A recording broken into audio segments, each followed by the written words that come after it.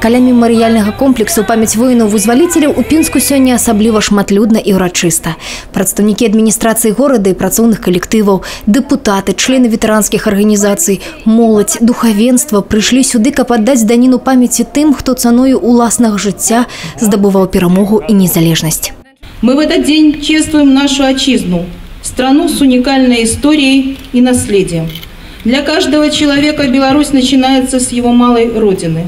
И потому у Дня Республики есть не только общенародное, но и личное измерение.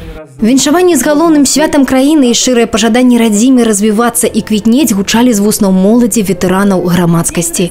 Хвіліна маўчання ў гонар загінуўшых за свабоду і незалежнасць.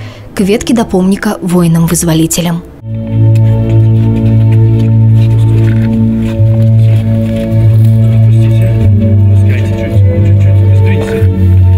Асаблівае пачуцце ў дзень незалежнасці ў тых, хто стаяў на варце абароны краіны ў гады Вялікай Айчыннай.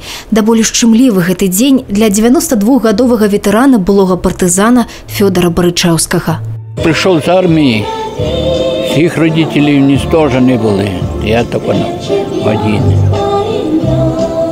І взяв ще, пішов в НКВД ще, давай банду ловити. І до 50-го року ще я їх колотив. І по Україні, везде.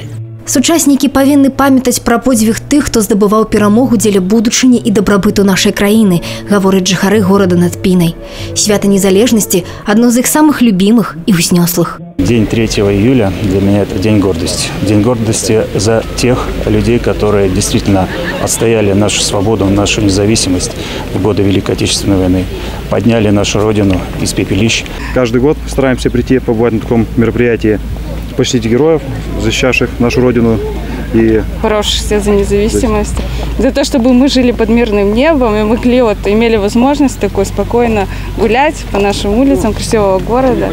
Каждый год приходим и на День независимости, и на 9 мая непосредственно, потому что независимость – это память. Это мы не должны забывать о тех страшных временах, которые ценой своей жизни наши деды, прадеды, отцы стремились к успеху, к достижениям, прославлению своего народа.